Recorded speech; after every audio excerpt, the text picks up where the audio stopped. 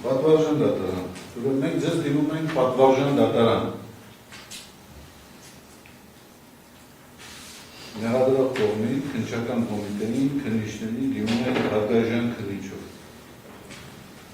Բայց դժբախտաբար, եթե դատարանը, ես չեմ ուզում անձնավորել, եւ քննչական կոմիտեն արժանի լինեին այն դպրոցին, որով մենք իրենց կոչում ենք, ես այստեղ չէի գտնում։ Ինչու համար եմ ես սա ասում։ Ամբողջ մեղադրանքը կառուցված է ինչ-որ մարդկանց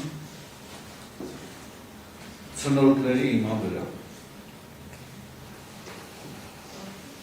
Իմ փաստաբանը իրավական ձևակերպումների վրա կառուցված փաստարկներ բերեց։ Ես իհարկե զերծ կմնամ այդպիսի փաստարկներ բերելուց, ես կփորձեմ ավելի սովորական, տրամաբանական ոլորտին վերաբերող փաստարկներ բերել։ Ստացվում է իրավիճակ, երբ չկա հանցագործության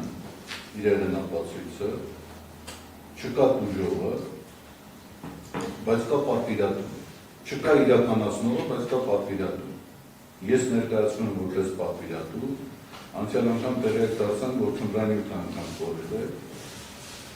չկա մարդը, որ ստացել է այդ թմրանի 8-ը, չկա մարդը, որը որ տեղադրել է,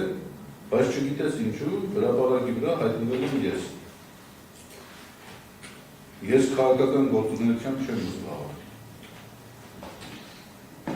բայց մաքուր քաղաքական հետապնդման բաղադրիչներով, էլեմենտներով կառուցված գործը։ Եվ այլ բան, քան քրեական գործի անմիջական վերացումը ես չեմ ակնկալում։ Այստեղ ակնհայտ է, որ ամեն ինչ կեղծ է եւ շինծուր։